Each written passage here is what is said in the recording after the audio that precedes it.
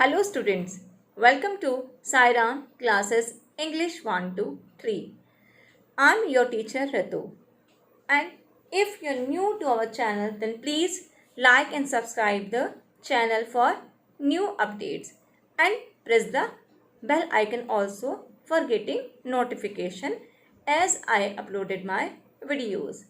So today we are going to start chapter 4 of class 10th first flight book, and the name of the chapter is The Diary of Anne Frank. So before starting the chapter, I will tell you something about the writer of this chapter. The writer of this chapter is Anne Frank herself. It is an autobiographical form. Introduction.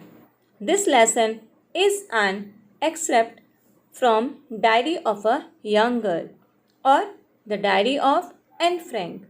It is an autobiography that was first published in 1947. In this, Annie expresses her thoughts in a diary which was gifted to her on her 13th birthday.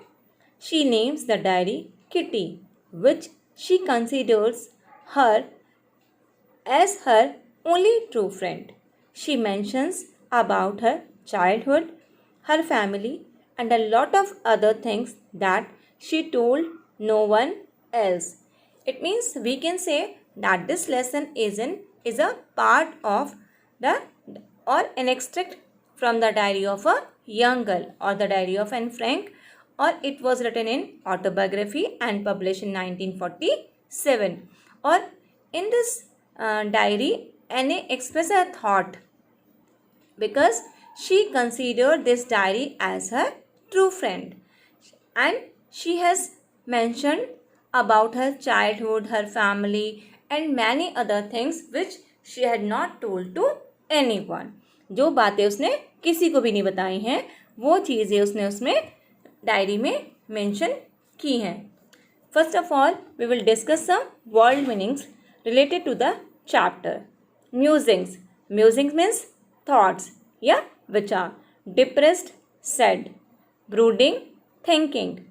Here, Hindi meaning is also available. You can see it yourself. Probably, perhaps, prompted, encouraged, on the surface, apparently, fault, mistakes, and hence increase करना, jot down, write down. Plunge, start. Adorable, losing. Emigrated means migrated. दूसरे देश जाना, विदेश में जाना. Plunk down, placed on. Farewell, adieu. Celebration, festivity. Grandma, grandmother. Solemn, serious. Dedication, dedication का dedication ही है यहाँ पर एक dedication. Next is quicking in its boots. Sorry, by mistake it is written books. It is BOOTS boots. Boots मतलब full of fear. Quicking in its boots मतलब full of fear. Forth coming, आने वाला. Silly, foolish. Pleading, full of request. Dummies, fools. Quarter, 1/4. Unpredictable. ऐसी चीज़ें जिसके बारे में हम कुछ भी पता न लगा सके, which cannot be guessed about. Rose hurt, a feel discouraged. Annoyed, angry. Several, many. Convincing, reasonable. Assigned, crammed या gave. सौंपना, assign करना. जैसे हम ड्यूटी देते हैं, that is also called assign. की ड्यूटीज कुछ असाइन की हुई, ड्यूटीज सौंपी हुई हैं. Next is inherited, got from family. Trait, features. Chatterbox, talkative. A person who is very talkative. Chatterbox is use for that person. Road means laughed loudly. Exhausted, finished. Exhausted means थका भी होता है, लेकिन यहाँ पर इसका मीन्स जो है वो फिनिश है. Ingenuity, skill. Proceeded, continued. incorrigible, the one who cannot be improve himself or herself. Ridiculous, mocking. Duck, a water bird. Swan, a bird. Ducklings, young ones of a duck. Quack, sound of a duck is called quack. On the contrary means on the other hand. Now we'll start the summary of the chapter. Anne Frank's first entry in the diary. It is the time now the writer is telling us when she started her first entry in the diary. Anne Frank, a 13-year-old girl, was gifted a diary by her father. So she decided to write in her diary, which she considered to be her best friend in loneliness, and named it Kitty. She began writing in June 1942. In her first entry, she expressed her desire to confide everything to the diary, as she had not been able to do so to anyone else. She felt that paper had more patience than people. Secondly, she thought that nobody would be interested in her diary as she was a small girl. Anne Frank, she was a 13-year-old girl when her father gifted her a diary. जब वो 13 साल की थी जब उसके father ने उसको एक डायरी गिफ्ट की and she named her diary as Kitty and she started writing in June 1942. In her first entry she express her desire. अपना जब वो लिखने की स्टार्टिंग करते हैं उसमें वो बताने की कोशिश कर रही हैं कि उस समय she was not able to do any one else. She felt that paper had more patience. उनके अकॉर्डिंग जो था कि पेपर में बहुत ज़्यादा पेशेंस होता है in comparison to a man और women. It means in comparison to a human paper has the more patience, क्योंकि वो हमारी बातें ज़्यादा सुन सकता है, ज़्यादा हम उस पर अपने इमोशंस को व्यक्त कर सकते हैं. और सेकेंडली उनको ये भी था कि शायद कोई भी मेरी डायरी को पढ़ने में इंटरेस्टेड नहीं होगा क्योंकि मैं एक छोटी सी लड़की हूँ. She was a small. Her childhood and family. Anne called her father as the most adorable person. He was 36 when he married her mother, who was just 25. She has an older sister, Margaret. She had about 30 people around her, but she had no true friend. They lived in Frankfurt for some time, but as they were Jewish, they had to migrate to Holland for refuge. Her mother stayed with her grandmother, but she went to Holland to her father. तो एने के लिए जो सबसे most adorable most loving person कौन है, वो उसके फादर हैं. और उसके फादर 36 ईयर्स के थे जब उन्होंने उसकी मदर से शादी की and her mother was only 25 years old at the time. उसकी एक बड़ी सिस्टर मार्गरेट भी हैं और लगभग उसके पास 30 पीपल की फैमिली है. बट वो कह सकती है कि उसके पास कोई ट्रू फ्रेंड नहीं था और वो फ्रैंकफर्ट में रहते हैं कुछ समय के लिए, लेकिन वो जूइश थे तो उन्हें वहाँ से माइग्रेट करना पड़ा हॉलैंड में ताकि वो अपनी जान बचा सके. उनकी मदर जो थी वो ग्रैंड माँ के साथ ही रही, बट जो एनी फ्रैंक थी वो अपने फादर के साथ हॉलैंड चली गई. Annie's schooling and her grandmother's death.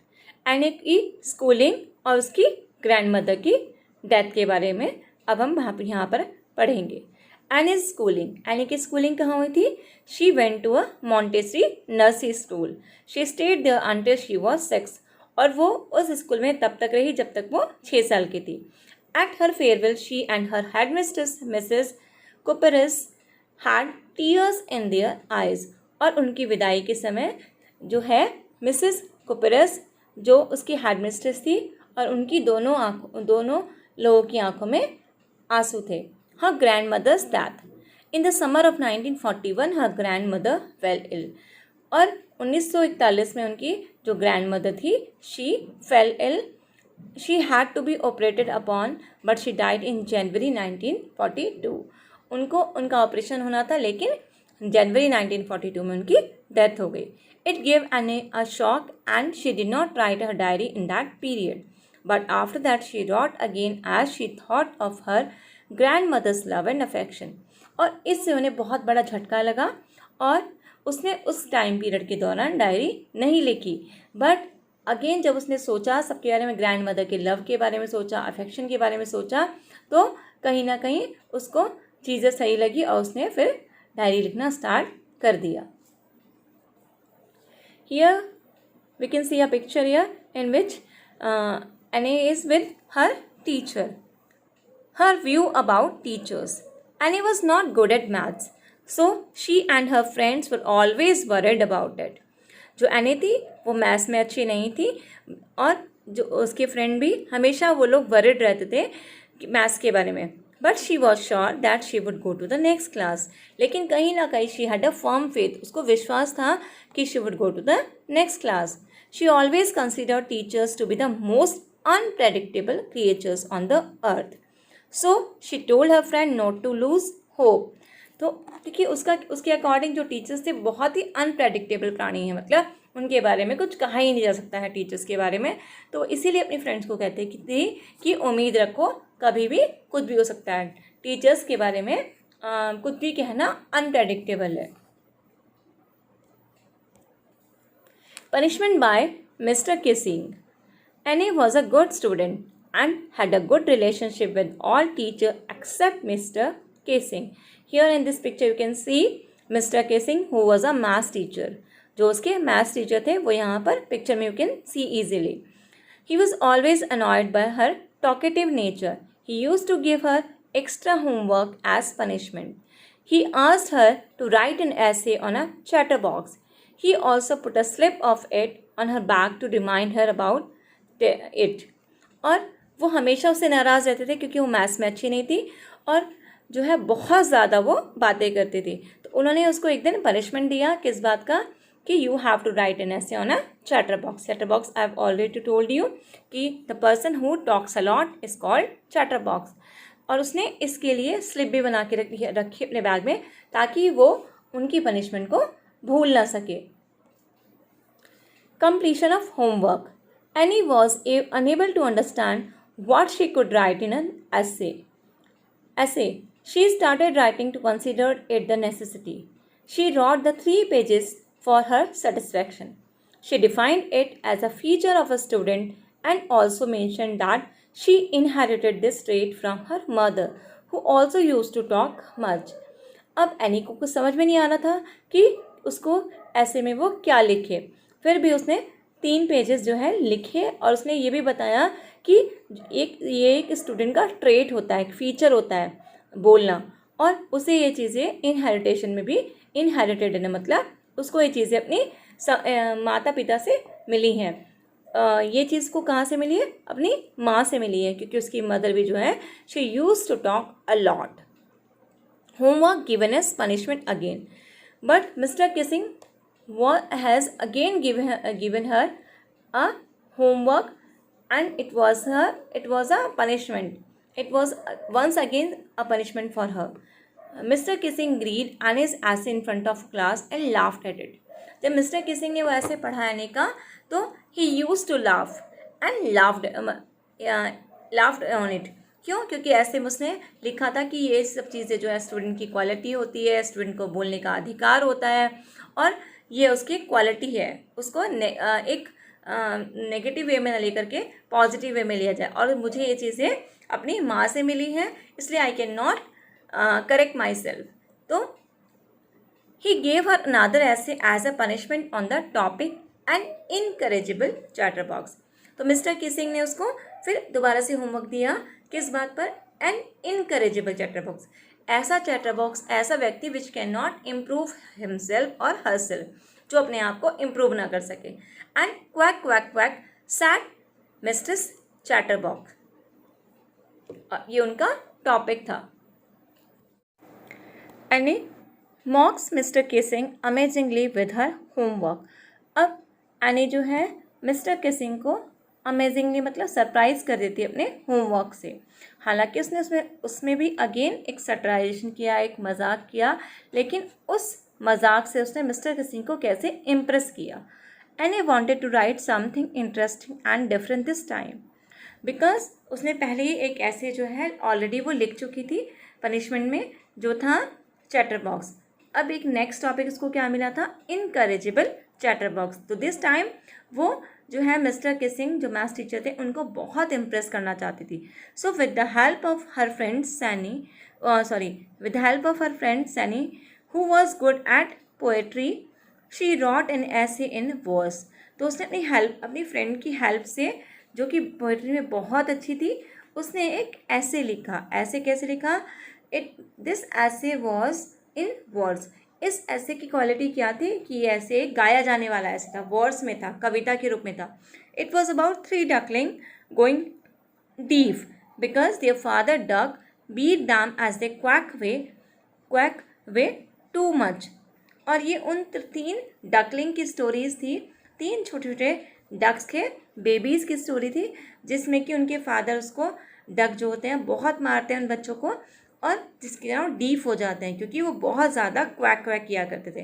तो Mr kissing took the joke in the right way. ने भी उस जोक को सही तरीके से लिया and didn't bother any for talking after that incident. और उसके बाद उन्होंने एनी को कभी भी नहीं टोका बात करने के लिए। She was not even given any extra homework after that. और उसके बाद उसको कोई एक्स्ट्रा होमवर्क भी नहीं दिया गया क्लास में बोलने के लिए। Conclusion of from the diary of Anne Frank. अब क्या कंक्लूजन मिलता है इससे ये कंक्लूजन मिलता है कि in the story from the diary of Anne Frank we can concluded that a young student needs to talk and feel joys in order to stay mentally fit। कि जो छोटे छोटे बच्चे होते हैं, जो यंग स्टूडेंट्स होते हैं, वो बात करते हैं और खुश होते हैं, और इस तरह से वो अपने आप को मेंटली फिट रखते हैं, अपने फ्रेंड से बात करके, अपने एक्सप्रेशन को दे करके, अपने इमोशंस को निकाल करके, बात करके थ्रू वो सब बहुत ज़्यादा खुश होते हैं, और एक तरह से उनका ये मेंटली फिट रहने का एक तरीका होता है। So I hope you have enjoyed the lesson and understood also. So please, if you have understood, then please like and subscribe the channel and follow us on Instagram also. Thank you. Stay home, stay safe.